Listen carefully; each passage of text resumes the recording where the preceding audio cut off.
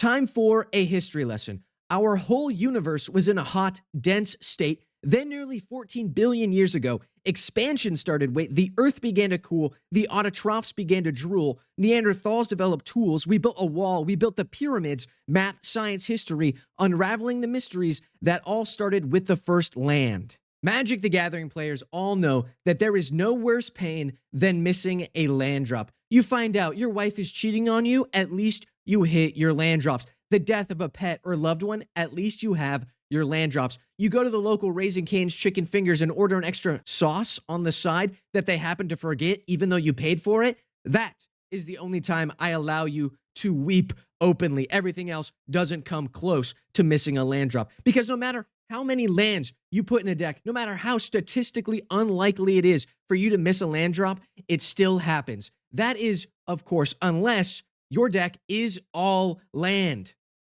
You heard that right. This deck is exclusively lands. So the biggest hurdle we're going to have to overcome is that in Magic, you only get one land per turn. But don't worry, I did my research. I found some ways around it. We've got Horizon of Progress. 3 mana, we can put a land card from our hand onto the battlefield. That's easy money. We've also got Terrain Generator. For 2 mana, we can put a basic from our hand onto the battlefield. So it's a little bit okay. But that's it. Those are the only lands that have that kind of ramp style effect that I could find. So it got me thinking, what are some ways around it? We've got Vesuva, enters as a copy of Horizon of Progress, easy money. We've got Thespian Stage, which can become a copy of Horizon of Progress, you guessed correctly. We've also got Echoing Deeps, enters as something in a graveyard, probably the Terrain Generator, because that card sucks, but it still is good sometimes to get the basics out of our hand. Very nice. Now, in the famous words of Robert Frost, 2 roads diverge in a yellow wood, until the yellow wood comes to life and starts beating the crap out of people. That's right, we're talking about the Fantasia lands. You know, named after the broomsticks that come to life in Disney classic Fantasia.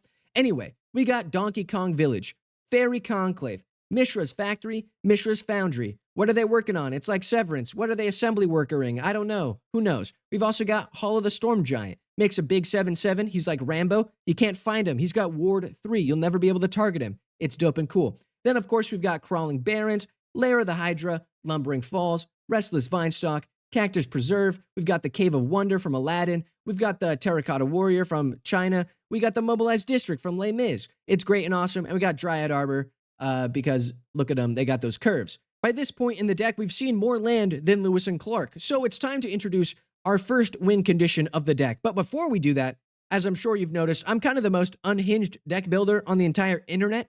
So if you have a weird, wacky idea for a deck you think nobody could possibly build, challenge me in the comments down below, and the one with the most upvotes I have to build. And while you're down there, leave a like and subscribe. I appreciate it. Now it's time to get to that win condition. You see, heavy are the wings that wear the crown. Sometimes a moth is all you need to bring home a victory. An ink moth nexus, to be precise. For 1 mana, it becomes a 1/1 with Infect. And Infect is a lot easier to win with than combat damage, and, did I mention, it flies. Yeah, it's awesome. We support it with Blink Moth Nexus, these guys that make it stronger. We can also use Captivating Cave and Cave of Temptation to put permanent counters on it.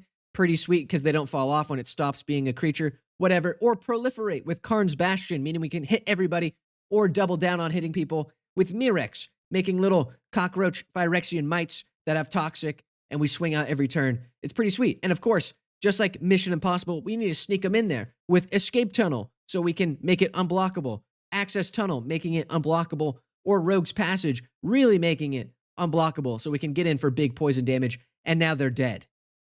Which brings us to our second win condition, the Gates. All right, we got Maze's End. We can pay 3, return it to our hand, and search our library for a gate, put it on the battlefield.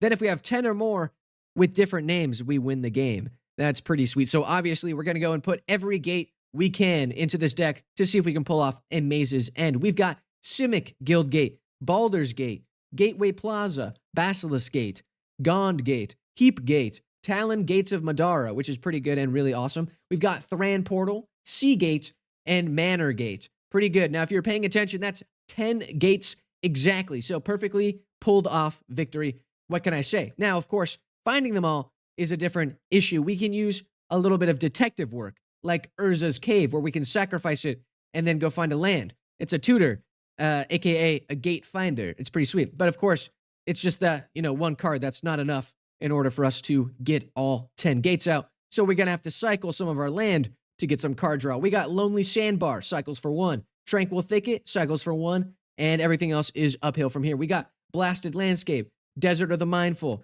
Desert of the Indomitable. We got Remote Isle. We got Slippery Karst. And that's it. We did it. We made it to the finish line. Although we're not quite finished yet because it's time to talk about the commander. You might expect somebody like Yotai, Moag Ancient, because, land creatures get stronger, or Jarael, Voice of Zalfir, because you animate a land and your land creatures are stronger. But no, that's not how I build. That's not me. This deck is only land, and so Arikmathes, Slumbering Isle, has got to be our commander, because as long as they're asleep, it's a land. They only wake up when we cast a lot of spells, but that's not going to happen, so it's always going to be a land. So it's just a free 2-mana land in the command zone. Very nice. We like that. Now, of course, it's time we talk about the sweet lands that are in this deck that don't fit in the win conditions, but are really good and really nice. Obviously, we have Dark Depths, because once global warming kicks into high gear and melt the glaciers, it's time for Merit Leger, the flying indestructible 2020 avatar, to wreak havoc. We can skip the whole melting ice thing with Vesuva, Thespian Stage, or Echoing Deeps, because they enter with no ice counters. Very cool. Then we've got Field of the Dead. Obviously, it's broken. It's expensive. It's like half the budget. It's so good. It makes us zombies. It's really sweet. Then, of course, Boseiju, Who Endures, is the other part of our budget because he's so expensive, and it's the one piece of interaction that we have in this entire deck. One Piece, the One Piece is real. Then, of course, we've got Magosi, the Water Veil. It's just cool, in my opinion. We can put an Eon counter on it, skip our turn, and then we get an extra turn. That's cool. We've also got Glacial Chasm. We have to upkeep, pay 2 life, ouch, but we sack a land, oops, and we can't attack. All damage is reduced to us to 0. So we're just trying to build up our gates and probably win with that. It's a way of getting safety, and we can do a cool tech with the land that makes us skip our turn, the Magosi Water Veil thing, so we can skip our turn so we don't have to pay the cumulative upkeep, and then we're just waiting because all the damage is reduced by 0. I don't know, it's cool. So a bit of a summary for the ADHD in case you zoned out real quick. Using the power of infected butterflies and little cockroaches, we can hurt our opponents with poison counters, where if they have 10, they lose. Then Karn's Bastion will proliferate, giving them more poison counters, so they lose. Then, of course, we can also just hit them with the Vesuva Thespian Stage, Horizon of Progress, double loop thing, where we can just get a whole bunch of land cards onto the battlefield so we don't have to wait forever to play one land at a time. Of course, I wish someone would make a gate. Maze's End. We're going to be doing a gate victory as well. So Vesuva can do a cool tech with Maze's End. It enters, it becomes a Maze's End, but tapped. Then we untap our next turn, Maze's End. We return it to our hand. We go get a gate. Then next turn, we untap the Vesuva Maze's End, return that to our hand, play the Maze's End as our land for turn, and then basically we can do that, and in about 10 turns, we win the game. What's not to like? But that does bring us to the end of the video, so if you liked it, leave a like. If you subscribe, subscribe. If you want to come hang out with us, join the Discord. It is linked in the description down below. And big shout out to my patrons on Patreon. Thank you so much for supporting me. And of course, hey, if you have something you want me to build, leave it in the comments down below. The one with the most upvotes I have to build. I hope to see you in the next one. Peace out.